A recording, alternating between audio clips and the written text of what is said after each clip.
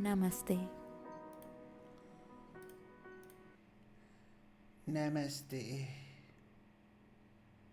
So, where's the icon of OBS recording?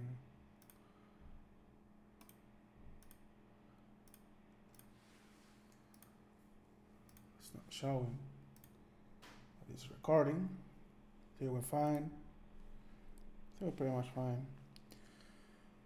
Okay, so let's go for it. Let's go for it, guys.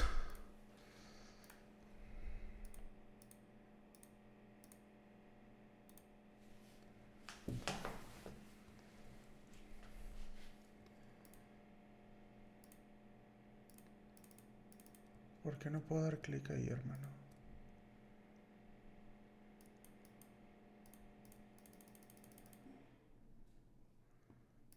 Prevented. Okay.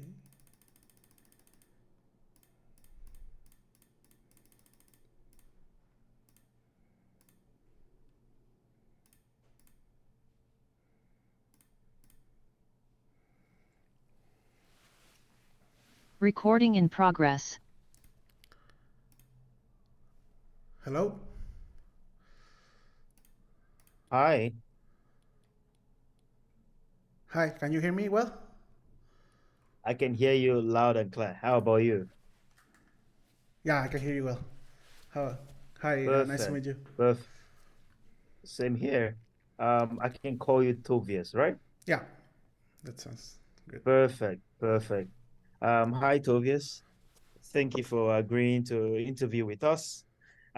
This interview will be recorded and you'll be required to turn on your camera for the duration of the interview. By continuing the interview, you consent to having your image and voice recording captured. If you are experiencing technical connection difficulties, please notify me before turning off your camera. Okay. This interview will be discontinued. Should you choose not to turn on your camera or expressly withdraw the consent to capture your image or voice recording. Information on how your data is used and and stored is contained in the Andela privacy policy. You can find that on our website, okay? Okay, yeah, no problem. All right, so let me tell you about Andela to get started. Andela is a global talent network that connects professionals with exciting long-term opportunities worldwide, all through full-time engagements. If you successfully complete this interview, you'll become a certified member of the Andela community, which makes you eligible to apply for opportunities with our clients aligned with your skills. Plus, once you're certified, if you ever have an interest in different roles, you can enhance your profile by taking additional assessments. As you have other certifications, you are eligible for other positions. Of course, this is just an overview. Let me know if you have any question about the Andala community, okay? Okay, okay, no questions so far. All right. As for the interview agenda, let me break it down for you. We'll start by discussing your recent project experiences, diving into technologies you've been working with, and any specialization you've developed. This helps us to get a sense of your practical expertise. Next, we'll talk about some topics related to the role you're applying for, exploring your knowledge and problem-solving abilities in that context. Finally, there will be a hands-on practical challenge, all conducted on the qualified platform, so there is no need for any environment setup throughout the process. Okay. Please feel free to ask me any question throughout the interview, please. Okay, sounds good. Thanks. All right. So I would like you to tell me about your technical experience with React. Sure, yeah. Well, I just started working with React since almost 7 years ago. I have some experience working with previous versions before hooks, working with state management like Redux, also with middlewares like Redux Saga in the context of state management. Also, unit test, mostly with Jest, most recently with React Testing Library. I had some experience doing some integration tests and end-to-end tests with Cypress, one of my projects a few years ago. But my experience is mainly focused on the front end, specifically working with React. Also have some experience with Vue and Angular for a couple of years. But my strong skill, yeah, is React. And for the most recent versions and projects, we have been using um, the the versions, not the latest one, like server React components or anything like too new, but definitely using hooks, some state management.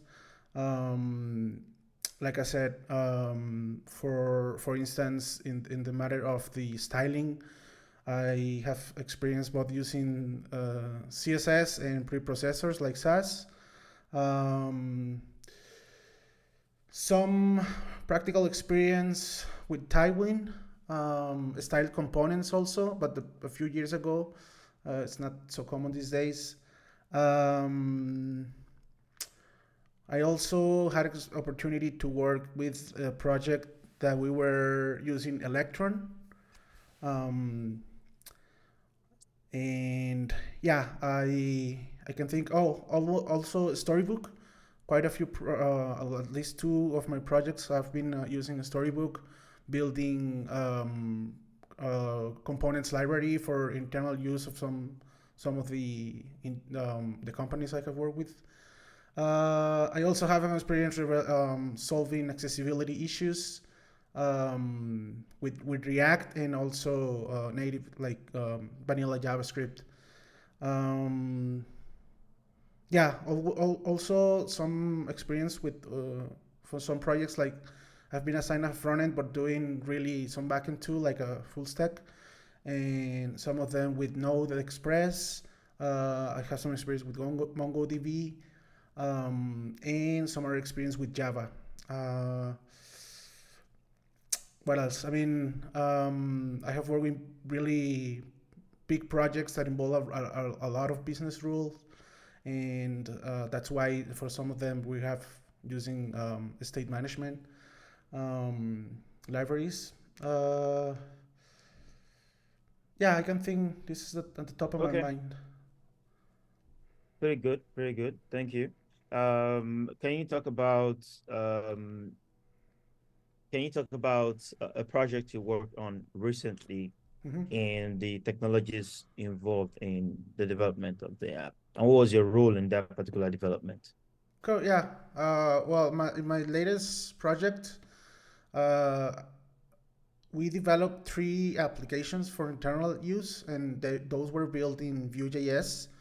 We did pretty much just the front end side of the project using one of them was in Vue 2.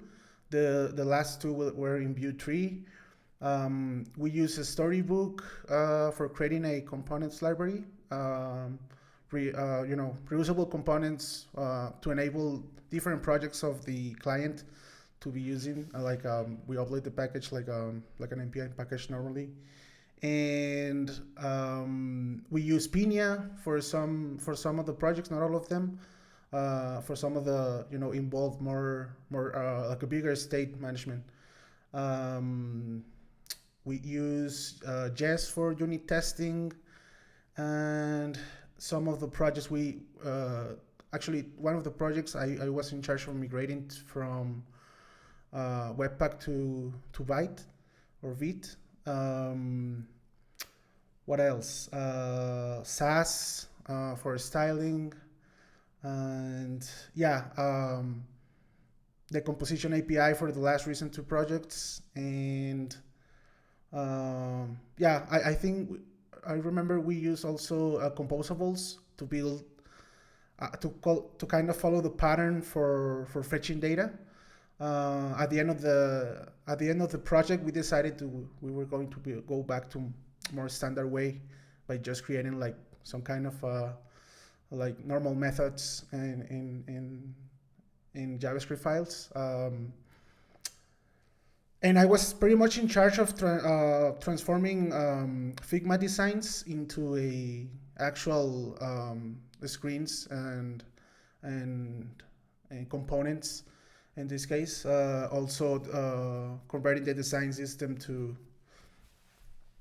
to actual components in the project. In this case, in the library that we built. And yeah, I think that was the most part of what we're doing on my last project. Okay. Can you differentiate between controlled and an uncontrolled components? Yeah, I think right now comes to my mind when you in React, when you have a component when you want to actually control or the component. In this case, a control component, you might want to use the use state hook to store the values of any input. Maybe you want to use the user state for some situations where you don't want to actually store the data. You might just want to grab the values right from the element. In this case, like using, instead of setting the state or the value to a certain state variable, you can just use the from the event the target and use the current value. For those cases where you don't want to store actually the value, you can use the control components for this matter. Interesting. So next question is, what do you understand by pure components? Sorry, come again. What do you understand by a pure component? Pure component. Oh yeah. Well, pure component, it's pretty much a component that will return the same markup when when the props are the same. It's more like similar to the pure function concept, and also a pure component will, for React context, should not render when the props have not changed. Okay. What is the recommended casing for component names in React? Casing, I think it's I don't know the actual name. I just know that for each word, the first letter should be like uppercase. Um, yeah, like if you have a component that it's called card, is capital C, and the rest of the name, the rest of the word, you can use lowercase. Mm. Okay, so what could go wrong if you use lowercase for the name of your components? Um, well, I guess what could be wrong if you have lowercase of Pascal case. I'm actually not sure about if something specifically should go wrong if you decide to name it, but more the convention is like name it that way I mentioned. Okay. 1 second.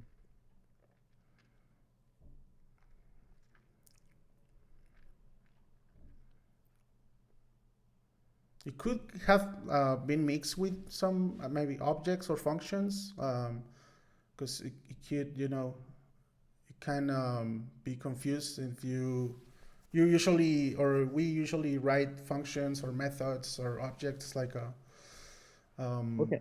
So what do you understand by what? Let me ask it this way: what is a strict mode component? strict mode components.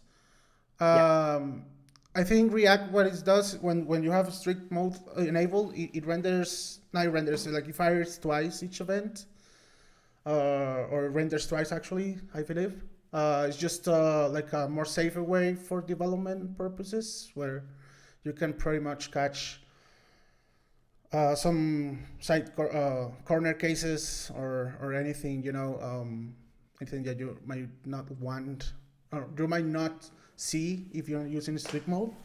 So I think it's recommended, it's more safe, because like I said, like React, like does the things double 2 times, and you can probably catch some edge cases or errors. Okay. All right. So let's talk about props drilling. What is prop drilling, and how can you avoid prop drilling? Sure. Prop drilling is like an issue that can be present in some of the projects, and it's basically when you have a properties that you have to pass to a child component, and the component that actually uses the props is like way down in the tree or the hierarchy. Um, you might end up having some components to passing props that they don't use or receiving, and they have to receive them and pass it to the child components, and but just like obligated to do it, but they're actually not making use of them. That's when you have the props drilling. It's kind of difficult then. If you have prop drilling, it's like difficult to know where the data is initialized, or it's kind of difficult to decide if you remove some of them, it will affect some of the childs. Like those are some of the problems, and the way to avoid them is using some other patterns to share the state, like or props, like I don't know, any state management like Redux itself, or some of the like already comes with React, like use context hook. That is kind of just a pattern to pass props, like between siblings, or one single parent can access directly to or pass directly props to a child without involving too many components between. All right. What do you understand by high order components, and how does it relate and differ from custom hooks? Okay. Well, higher components is just a pattern to sort of speak inject extra information, state, or props into a component. It's pretty much a function that receives a component, and it can attach some props, um, and return that one, so that it can be used with already all that information coming along. Um, and it differ. One example that I can think of is when you connect some component to some state management. You usually use a hook, um, for some libraries, not all of them. And it differs from a custom hook. Well, custom hook is just another pattern that you can use to actually pretty much clean your code also and make some reusable functions. Uh, you can use a custom hook to sort of without let's say give the component to a function. You just pretty much call your custom hook, and it will get you what you might want. So it's just a different ways of providing different data to a component. Okay. So the next question is, are you familiar, what do you understand by state management? At what point do we need the state management tool, and which ones are you familiar with? I'm familiar with, well, I understand state management. It's just a way to help you to organize your data. It's mostly common on larger applications that have to probably manage a bunch of business rules or a bunch of data, or a state. So you wanna share that state like the best way possible and optimize. You might wanna end up implementing some state management, and I'm familiar with Redux. Then with Redux Toolkit, I also use Pinia. I know there are a couple of them, a couple of them out there more new, but I haven't experience with them. And yeah, I think a little it's worth mention that not every project is suitable for state management, or at least not every feature of the application. Like there's some times that you want to just collect information and pass it to another component or an API. Sometimes you don't have to store that information on your state management because it can you overload and can you get you into performance issues. So yeah, I think that you have to always evaluate if you really need a state management in your project and inside of your project, and in a specific, like for instance, say some forms might use it, some other forms might not use it. Okay. So which ones are you familiar with? And okay, let's start with that.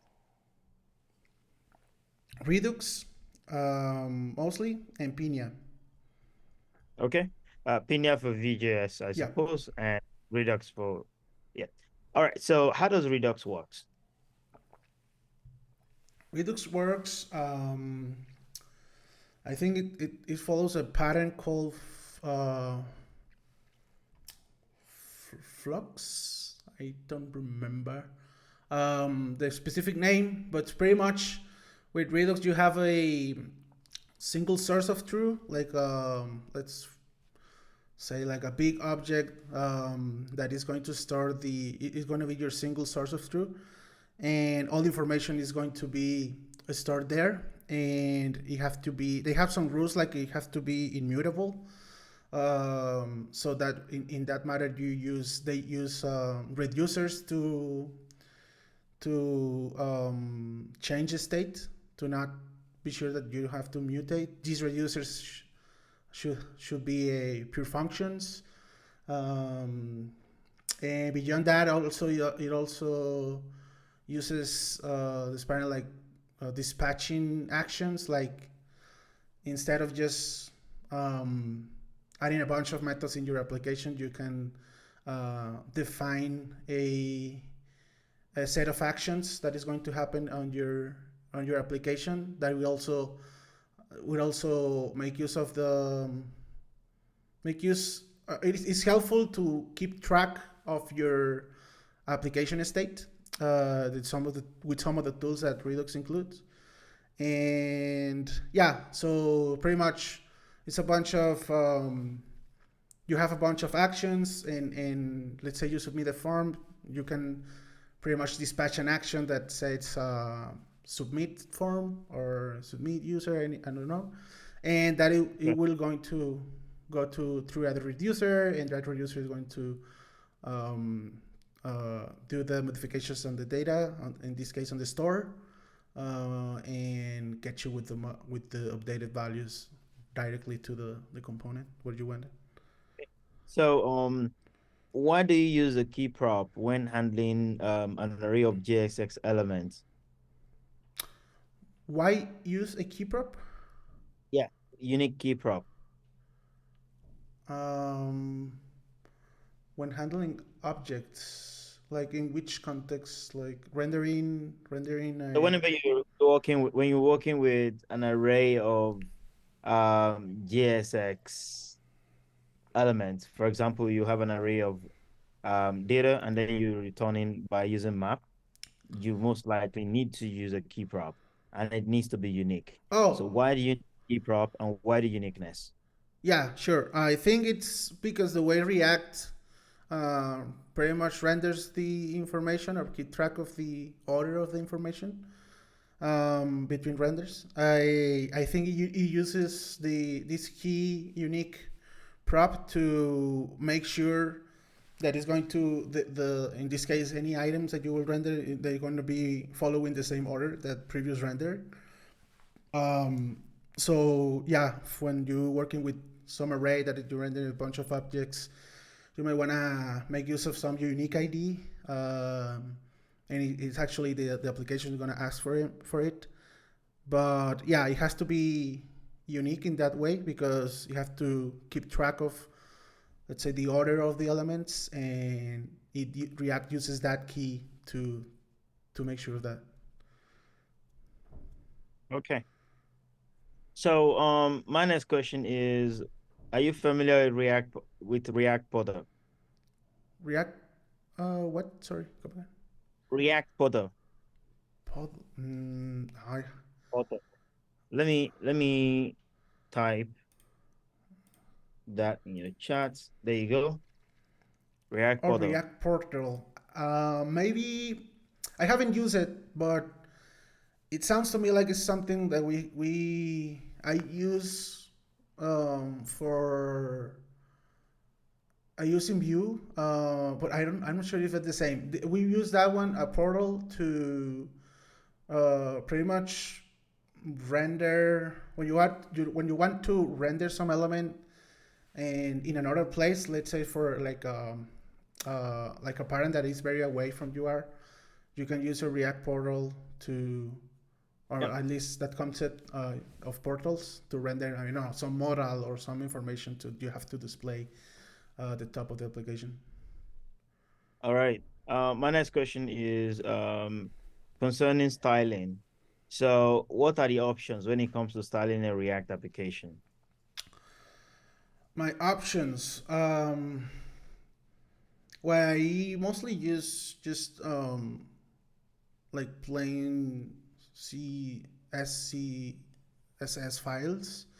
Like I just import the individual style sheets on each component that I would like to style. Um, I was working on my personal page and I wanted to explore Tailwind also. Um, but yeah, right now I think most familiar with just the normal style sheets by calling it. I mean, importing to each component that. Okay. All right. So my next question is, you are working on a React application and the app is very, very huge. At the point in time, the app is performing very, very slowly. First you need to debug and find out what the problem is, what could be making the app really, really slow. And the second question is, how do you optimize a React application for speed? First, debugging. Second, how do you optimize? Okay. Well, in this case, if you can identify like in which part of the app the slow rent or the slow sensation is present, you might want to go there and replicate the or yeah, replicate the steps. And while you do that, you might want to have your React developers tools enabled and go to the profiler, see which component is like mostly showing some too much milliseconds on rendering. And once you identify what component or what is the bottleneck, um, I don't know, you can use multiple techniques. Let's say that maybe that component is doing too much network calls, or the props are making or the way that the application is built is making some component that re-rendered multiple times. If that's the case, you might want to implement some techniques like use memo or use callback, and also try to memoize the most possible components as you can. And yeah, I think also sometimes you can like kind of way evaluate where if you are able to use some kind of caching approach, either it's some client or or on backend side. Um, it depends on the situation, I guess. So, in terms of optimization of a React application for performance, you've mentioned memoization where necessary and caching. Is there any other way you suggest or you approach optimization aside from these two methods? Okay, maybe Um, Lazy loading also, there's some strategies. Okay. Taking a look to your assets, maybe it's taking a lot of time. Maybe use CDN or something like that. Yeah, I think those are the two.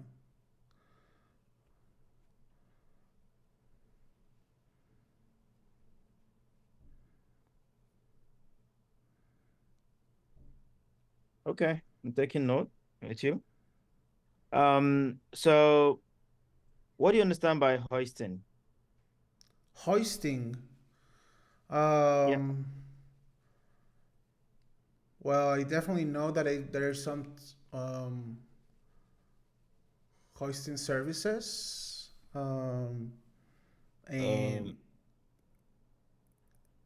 Um, oh, hoisting in the context of JavaScript. JavaScript. Sorry. Okay. Mhm. If I remember well, I think hoisting is when JavaScript kind of go through your code and tries to initialize like the variables and the functions. I think that's what it enables, that you might want able to use some methods before, like the order that you declare. You can usually top, and is your method is declared below. But that's because that process of JavaScript does like kind of declare first the variables and the methods that what it cans. Um, I think that I remember well. That's the concept. Okay. Are you familiar with TypeScript? Yes. No, okay. Can you tell me the differences and similarities between interface and types? Okay. Well, I think I don't know the exact specific technical difference, to be honest, but I can speak of one of my experience when I want to probably create a model to what's going to be coming from an API. Probably I mostly use the interface, and I use more types, like when something internal in an application I need to define if it's going to be certain type of a number or string. But mostly when I'm going to be handling data models, I use interfaces. But yeah, in terms of technical differences, I don't know how to spell it. Okay, just a moment.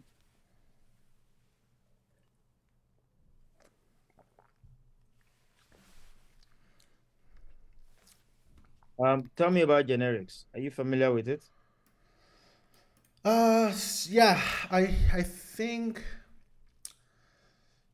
the generics mostly used when, for instance, when you're building some library, or component or reusable components library, and you want to give some freedom to the user to specify the types or the interface. You might want to use generics to, give that possibility to the user to specify which kind of types some of the properties are going to be. And just, yeah, I think it's easier and it's recommended. Yeah, other than that, I have made use of them sometimes, but not implemented so much, so to speak. Yeah.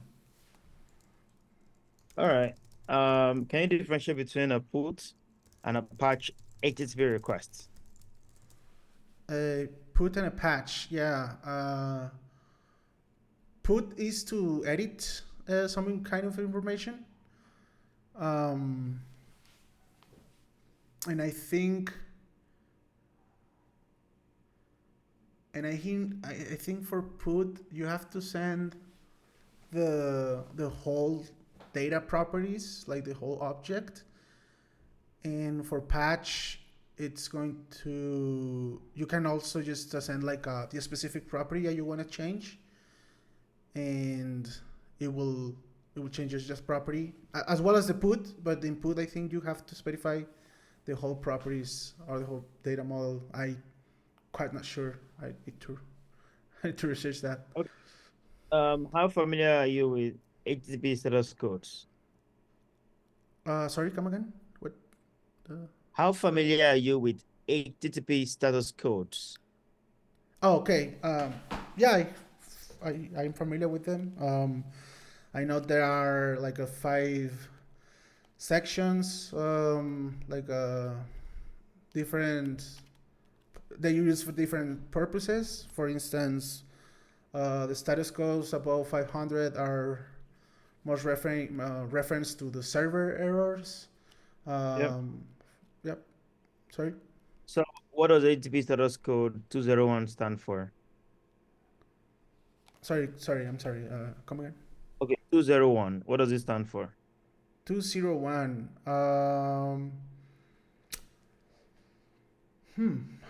I don't remember that specific one. What about 400? 400 is not found. It's for What client. about 401? 401 is unauthorized, I believe. 403? Forgiven. I don't. I'm not sure. What about 404? Is resource not found? And 400? It's bad request. Okay. Let's proceed to the coding challenge. I would like you to create a fresh browser window and share your screen. As soon as you have a browser up, just share your screen and let's get started. Okay.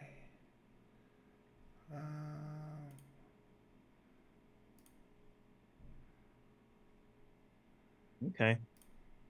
Click on the link I sent you on Zoom.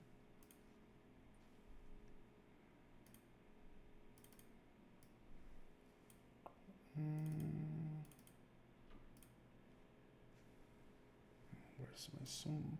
Hello. Can you hear me? Yeah, I can hear you. Yeah, I'm just trying to. See the link? I'm just trying to get the link, but I. Oh, sorry. Is in your Zoom chat. Your Sorry, Zoom. sorry. Yeah, chat. No worries. And it's opening with other browser. Copy this one. All right.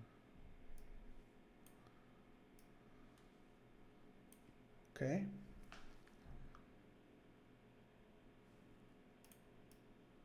Where's thinking so? Okay. No, what happened?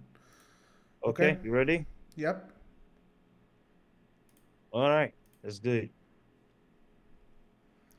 Add API. Okay, challenge number 1, project coding task. Let's go Denmark. Add API request code to a currency exchange rate application. For this challenge, you will be asked to write code. Please make sure to graph quality solution. You have 4 minutes remaining for this task. Start code challenge. Okay. Okay, this challenge, you will modify a simple currency converter application to make requests to an API.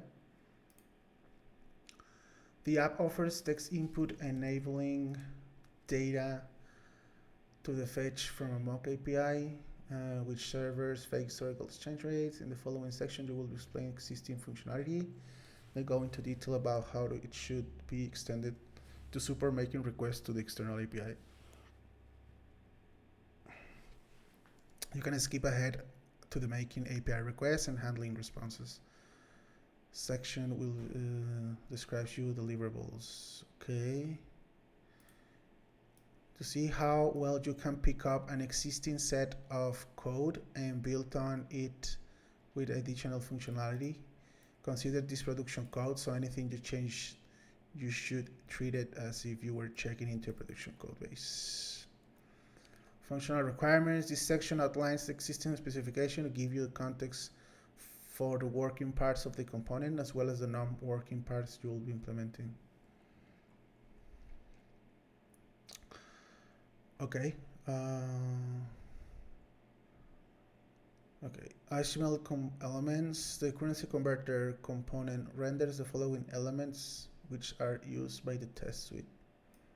Currency source, there's an input for currency destination, currency date, find the rate, reset fields, based on currency symbol, and input field for the user to enter 3-digit destination currency symbol. And currency date, an input field for the user to enter a 10-digit date for the desired conversion rate. A button which enables the user to submit a conversion rate request.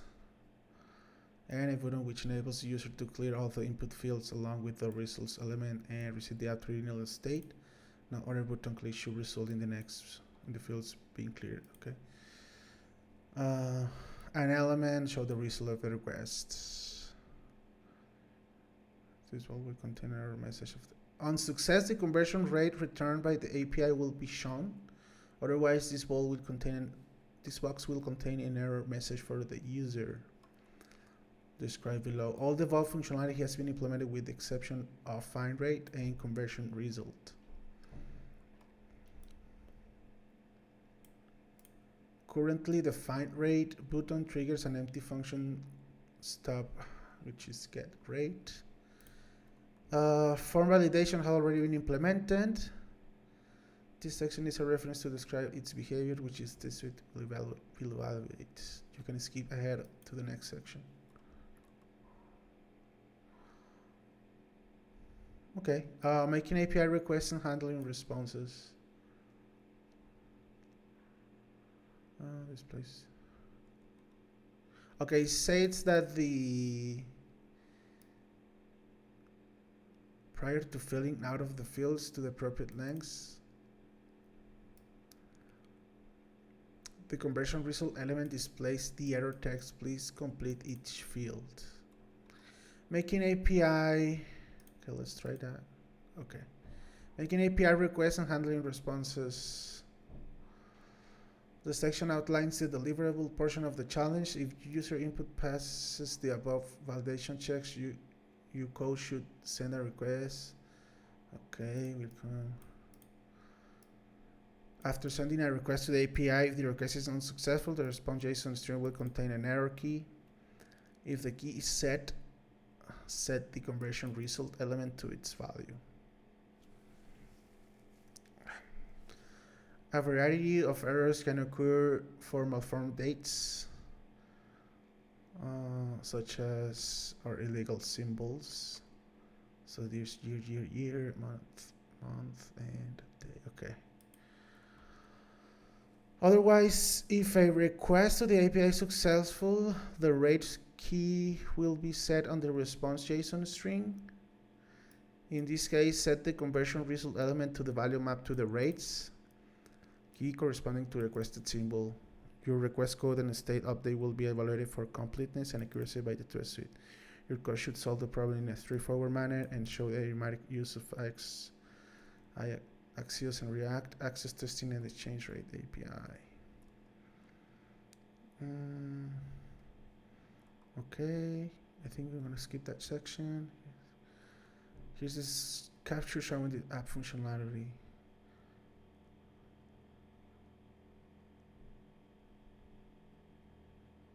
Okay. So factory evaluation just should be left as it is. Okay. For this challenge, more tests already passed. You'll evaluate how eventually you can understand existing code and implement the new functionality. Okay. So my first question, not question, but I just want to make sure that I understand. The user doesn't have a reference for what the currency symbols are, like everything is in the instruction. Yeah. Okay. And currency destination inputs will only accept upper or lowercase letter, which are automatically uppercase for rendering. Example symbols includes USD, CET, CH, okay, and so forth. If a user types anything other than an alphabetical letter, it is ignored as it input longer than 3 characters, which is truncated.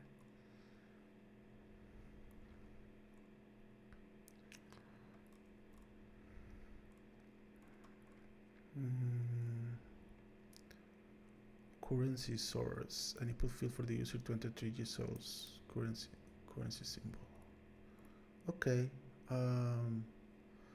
So I understand that we have to implement the pretty much the find rate button logic, which is this one.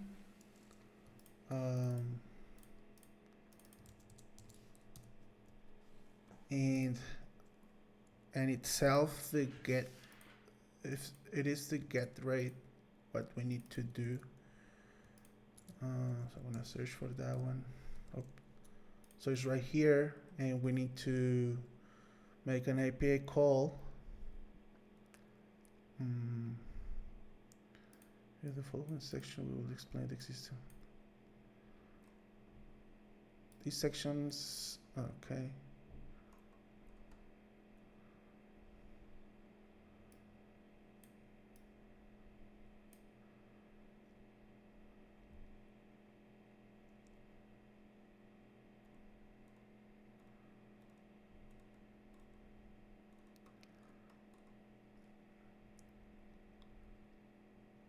So we'll compare.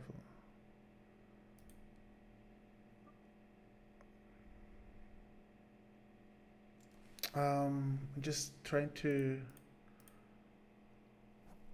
find where like the shape of the request will be. It should be here. And like an example. Here's the API URL.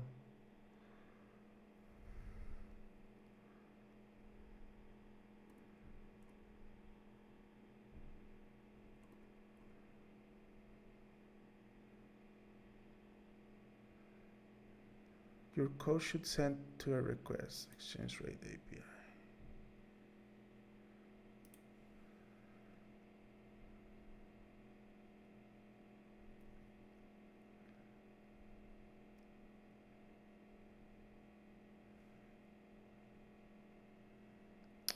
Okay, what I'm going to do then is first I'm going to, this been a while that since I haven't used Axios, so am I able to reference to the Axios documentation?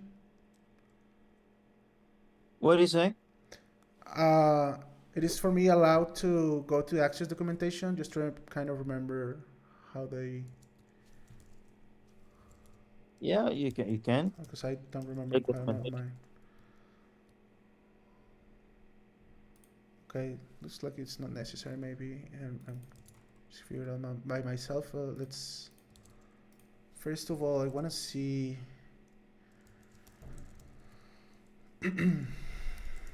Just want to see what's the response if I call the API. Actually,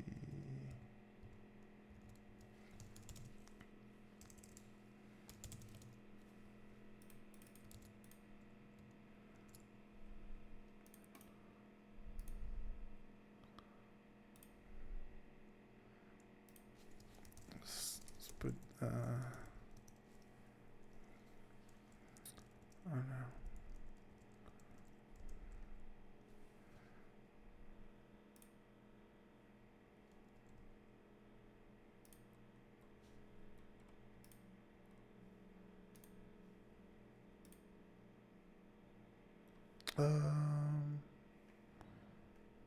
Wait, where's the clear button?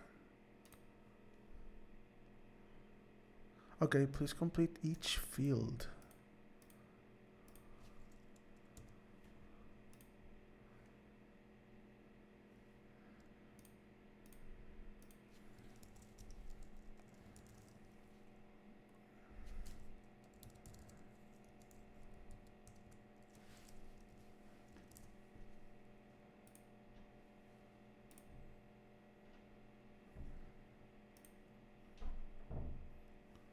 It is this one. A serverless cloud function exchange rates. The response. Okay, I see. So you have to put the use as examples is the resource is last historical, then query params base date and symbols.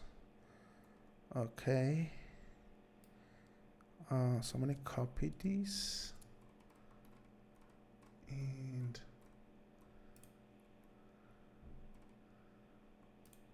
I think in this case I need to add the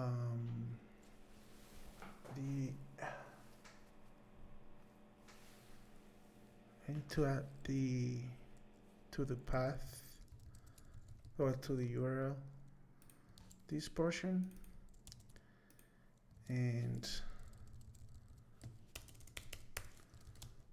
let's see.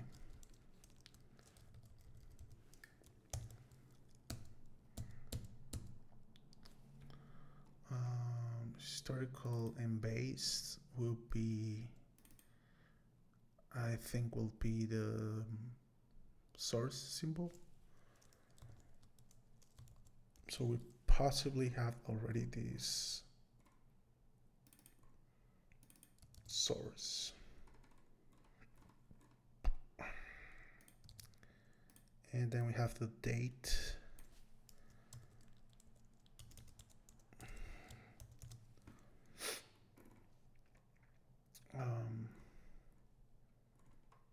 Which is date.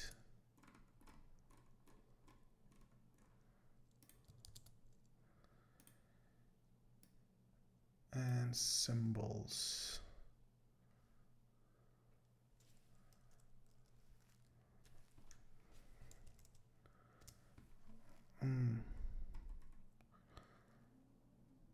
Get a list of all valid currency symbols at symbols. Okay.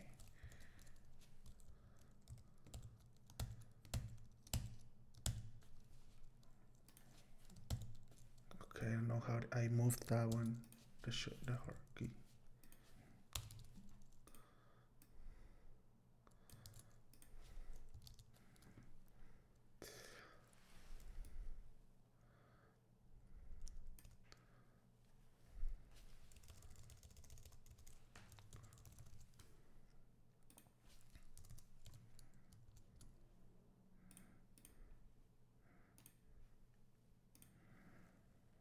Okay, so these are all the symbols. And I guess some of this it would be E or R.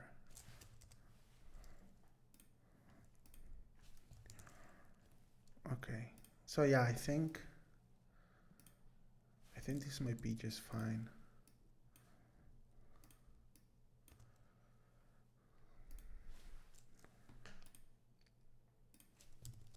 But I can just pass the,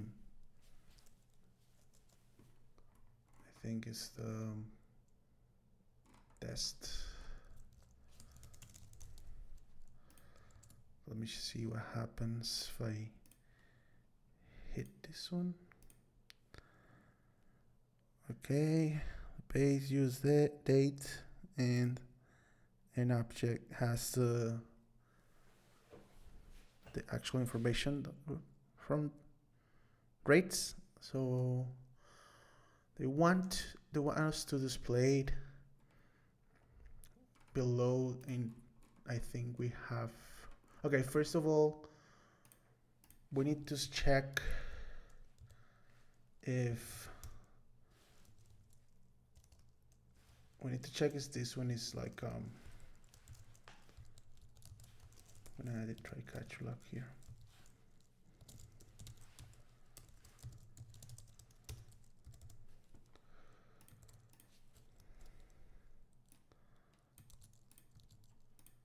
I'm gonna move this request.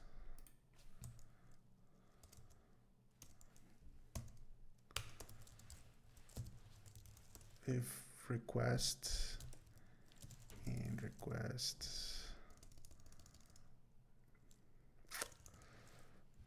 If request, I think we might end up,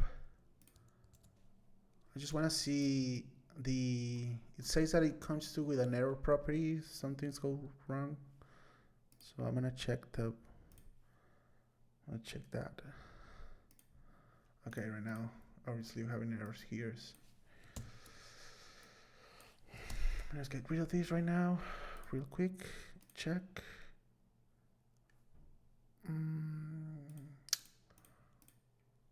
Okay, let's just say that we sent something that is not right, like doesn't exist.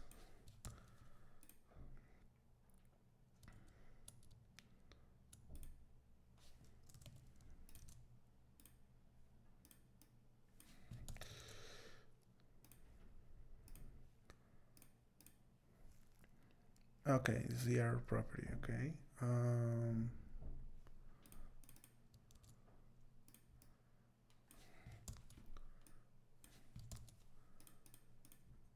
If request and request dot rates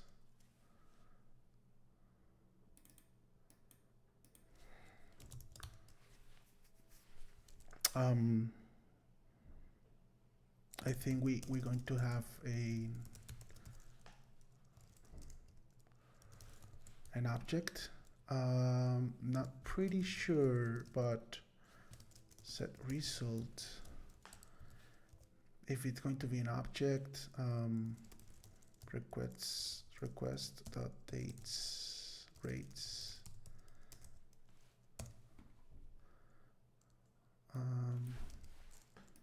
For destination, it's going to be that one. Let's just make sure if it's an object, and then in case of an error, I think it's probably using the same variable to show the result. Can you hear me? Yes, loud and clear. I can hear you. Yep. Can you hear me? I can hear you loud and clear. I think you're muted. Hello, I can hear you. Hello? Hello? Can you hear me? Yes, loud and clear. I can hear you. I'm sorry. I think just I don't know why my headphones stopped working. Okay, so You can hear me now, right? yep. Okay. Okay, so and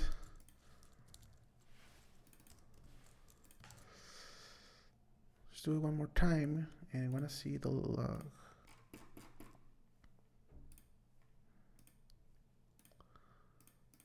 Okay, probably. Yeah, I modified this one. By the way, before I go into more.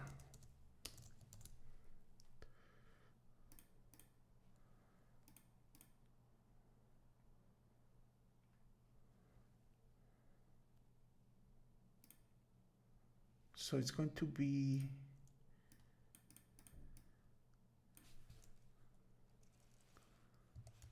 set response.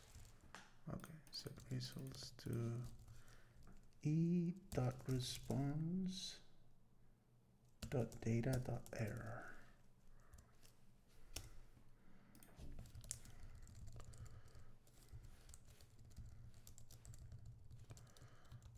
Now I'm just gonna set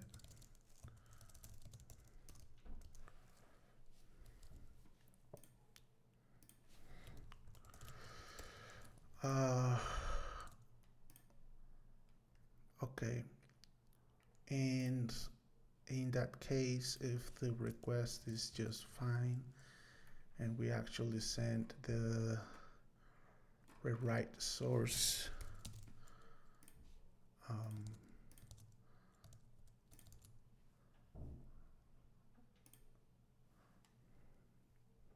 Yeah, it's okay. Yeah, sure.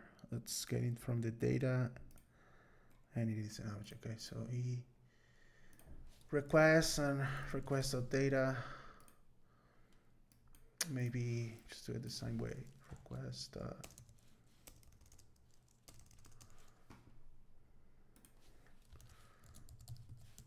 and rates.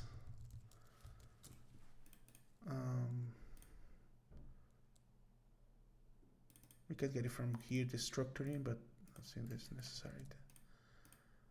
Request dot rates. Request dot data. Actually, it's just gonna create a const. The request.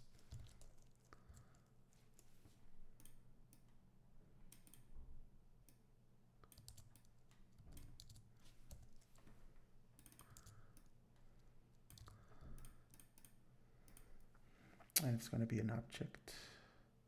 Okay. Set destination. It was not necessary.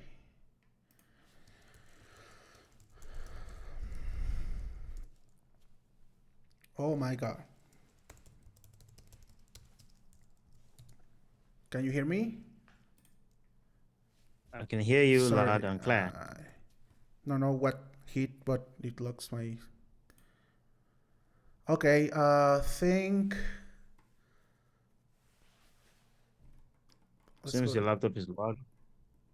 Sorry. Don't worry. It seems like functional requirements are pretty much fulfilled, and exception of find rate and conversion result. Currently, the find rate button triggers. Yeah. So in the example, they. Go ahead. Okay. Go on. Yeah, in the example, they specified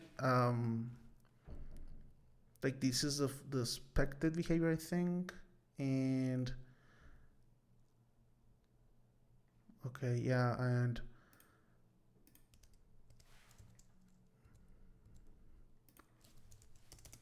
I remember, yeah. Let's just try to make fail in this case. Or find rate, please complete each field. Okay, there is here something interesting. I think it's cover in the case. It's saying please complete each field, but it kind of is that's the general measures to overall measures for validation. Can you run the tests? Sure.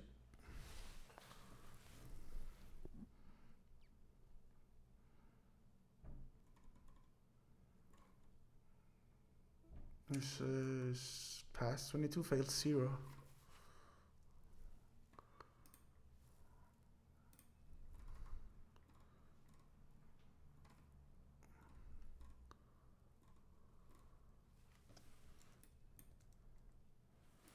So I'm gonna try just to do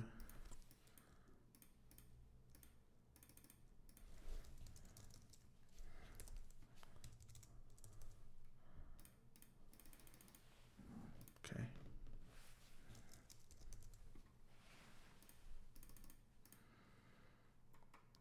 How if you should understand existing code, implement the new function.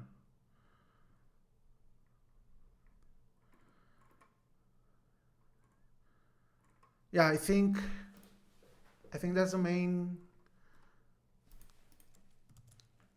thing that we're looking for in the functional requirements. I guess all tests are passing, but I would like to take a look if we can just do some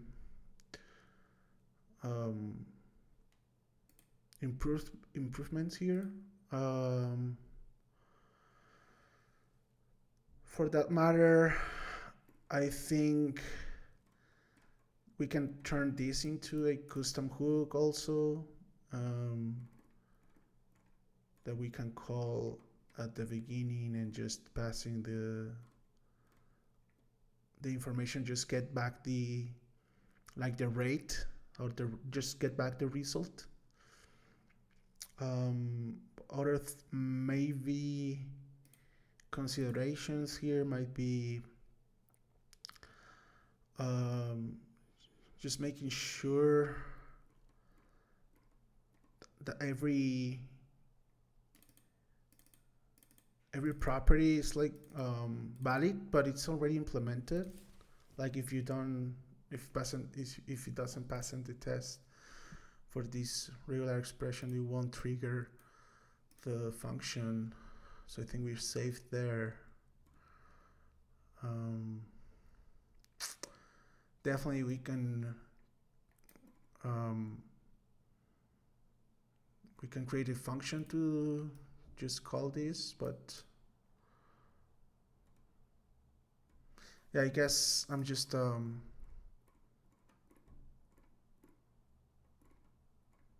what do you think? I mean, like, should I go and try to? Yeah, if you feel like optimizing your solution, that's fine. You still have time. Um, Okay. yeah. If and you feel like you're done, there's no problem with that. You can, yeah. Okay. You still have 11 minutes. Okay. Hmm.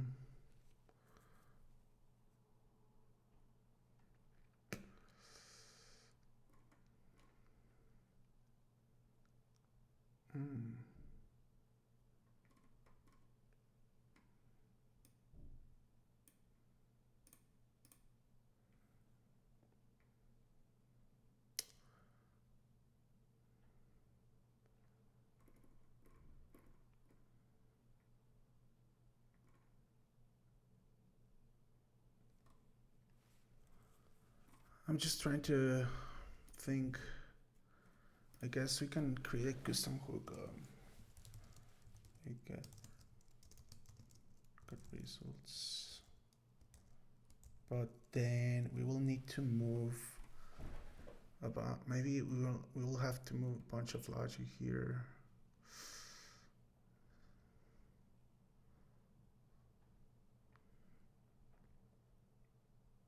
I mean, just trying to. Yeah, because these are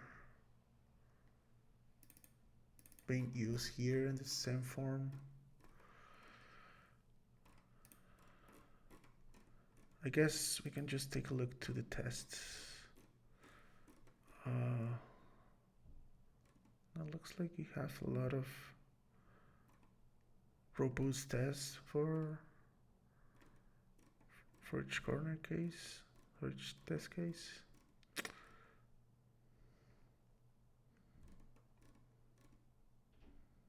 Yeah, I'm not sure. I will like to just gonna evaluate. I'm gonna spend the rest of the time just evaluating the code, see what implementation I can do.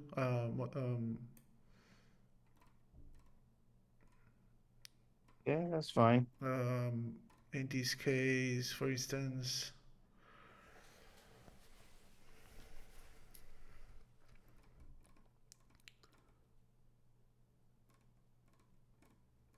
result.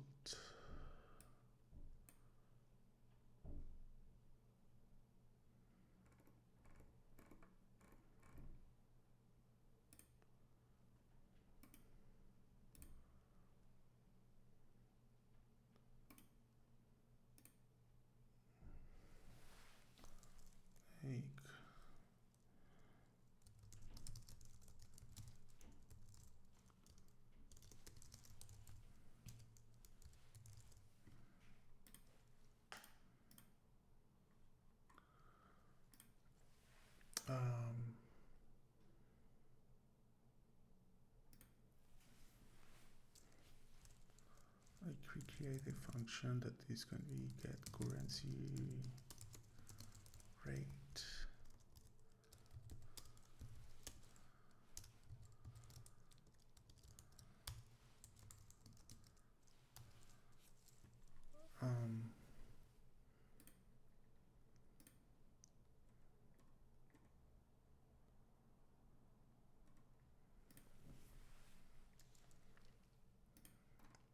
and it can contain the code.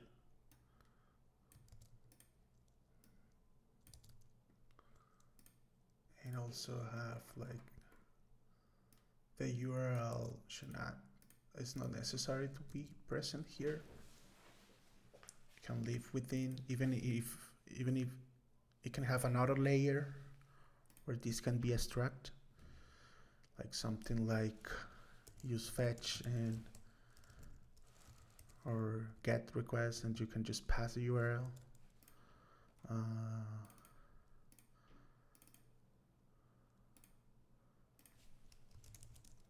It's going to be a function.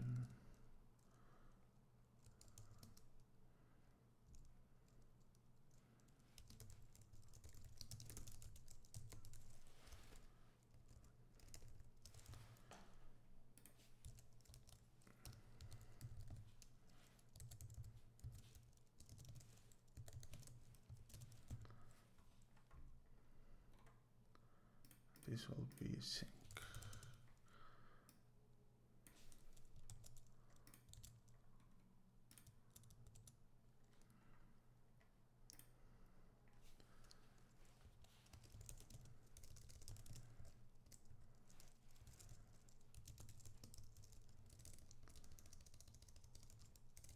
Rates and set rates.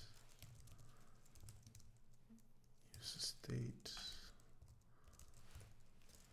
Probably the first you want to be the null, and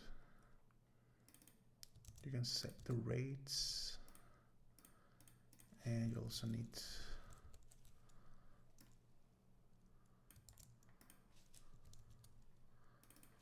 the error.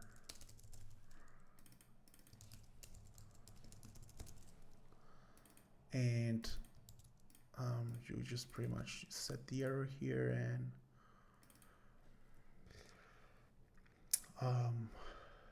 set the rates. And this might be response. Yeah, actually this will be a response the first time.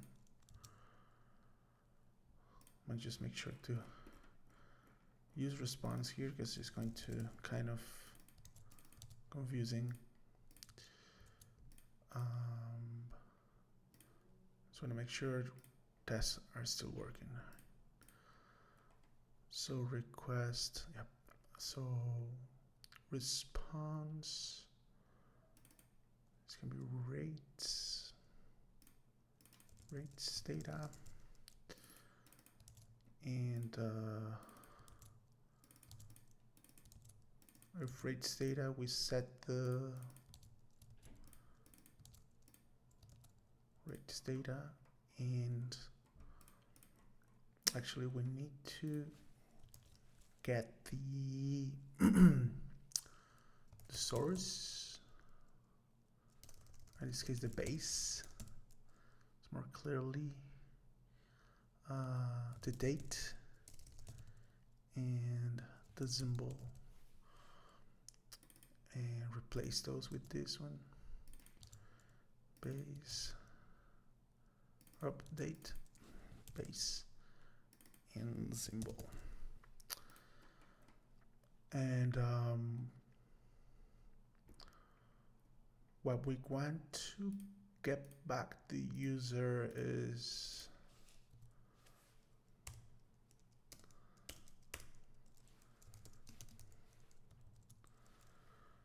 I think we're gonna use effect right here, I'm not sure.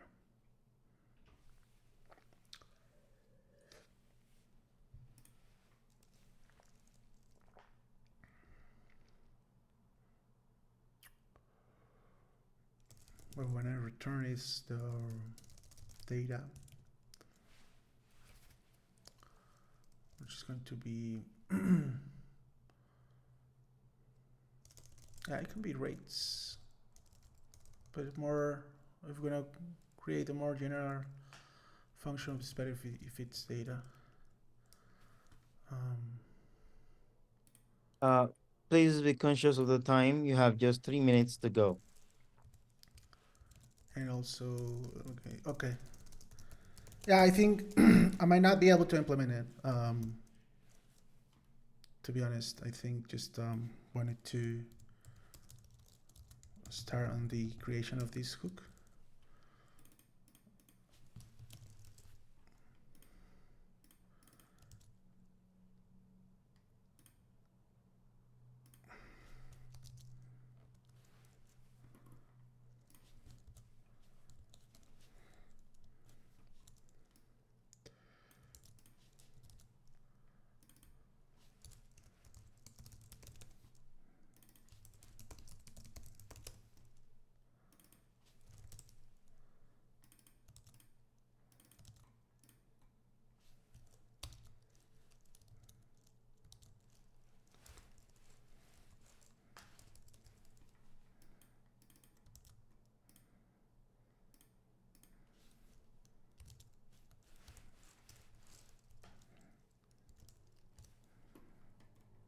Try to finally think.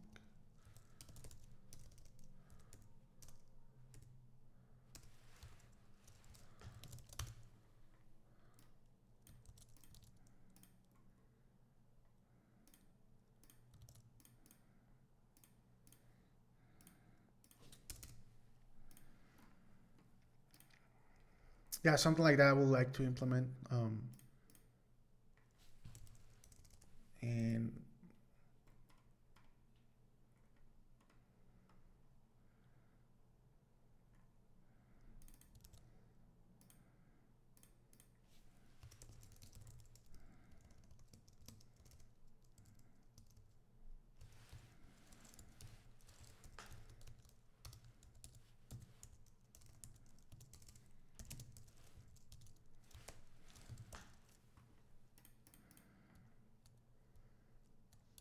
I guess something like that I was looking for.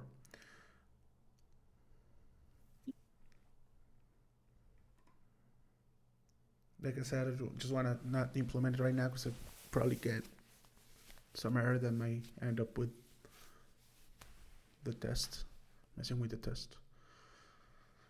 So it's gonna keep this version, it's working, functioning, passing the test, and then in another iteration I can just go and try to implement this, get currencies.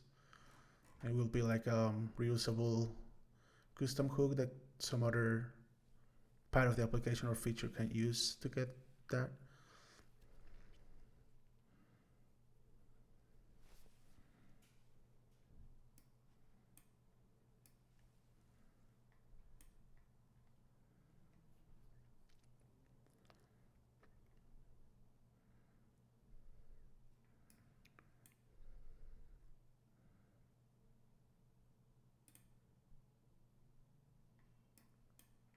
Um,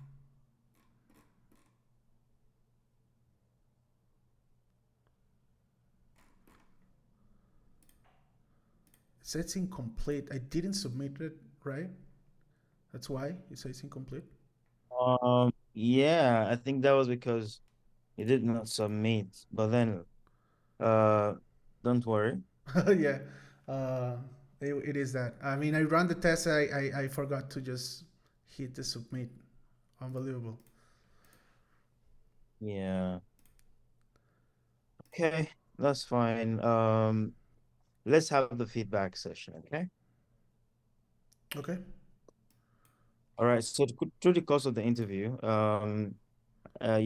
we started by you telling me about your experience with Vue.js and React, and ask you specific questions like what the PL component is, the recommended casing for React components names, or let me say the recommended naming convention for React component names. Um, Also, so in that case, you understand that it should be Pascal casing, although you don't specifically know that it's Pascal casing, but when you the first letter is uppercase, then the rest are lowercase, and the next word start with an uppercase, then that's Pascal casing. Yeah. I yeah. And but you don't seem to know why we use Pascal casing in React in terms of naming the component. So essentially when you use lowercase, there's a possibility or probably one of the reasons is there's a possibility and probability of you creating a component that the name of it collide with or coincide with an HTML tag. Mm. And the HTML tag will always have a precedence over your custom component in React, right? You don't want that kind of collision and many other things. The reason why you cannot do that. Yeah. Component versus uncontrolled components. Your answer was good. Props drilling and how to avoid it. Yes. What is a high order component and how does it relate and differ from custom hooks? Your answer was good as well. You're familiar with Redux. You also claim to be familiar with Pinia, and you know why state management exists and what is the use case for it. Also, in terms of strict mode components, you need to study and understand how it works, what it does, what are the things it warn you about, and what is it optimizing for specifically, right? Aside from the behavior that it renders twice. Also, why do you use kick props when dealing with an array of JSS elements? Your answer was good. Also, React Butter was nice. When it comes to debugging and performance optimization, your answer was good as well. Um, in terms of styling, you mentioned Tailwind, external side sheet, and others. Um, you know what the pure function is. You know what Oyster is. I would say your knowledge of TypeScript is fair from my evaluation, and I would recommend you level up your TypeScript skill. Okay. Same thing with your API knowledge. You couldn't differentiate properly the differences between put and a patch request. Same thing with HTTP status code. You don't seem to be, you just know generally that 400 means client error, 500 server error, but then those specific errors, it's good to be familiar with them. These are standards in the industry, and if you're familiar with them, it kind of improve your workflow and your adherence to best practices. Also, you were given a task to fetch data from an API, and the um, the API is actually an API for some historical exchange rate, even though it's fake. It's kind of testing knowledge of, familiarity with fetching data from an API, rendering the result and handling the errors, which you were able to do in good time. I think you were trying to optimize your solution before you run out of time, and that was it. But then overall, I think I believe it's a good attempt. Thank you very much once again for staying to this point of the interview. This is my feedback about how the interview went, and I'll Appreciate it. say definitely get a final general overall feedback from Andala through an email in less than 24 hours. So Okay. whatever the decision is, you definitely know, and what the next step is will be communicated in the email. Do you have any question for me or any feedback on, how the interview went or ways we can improve our process? Yeah. No, I actually think this is a really nice process, and it was a really good interview. I appreciate um, actually the the part of giving the feedback directly. It's very nice to have. But sometimes you end up like standing nowhere and how it went. But in this case, you getting the having that process or include that in your interview is nice. So thank you very much. Just thank you. My pleasure. It's my pleasure. All right, obvious. I wish you all the very best. Have a good one. Have a good Bye. one. Bye.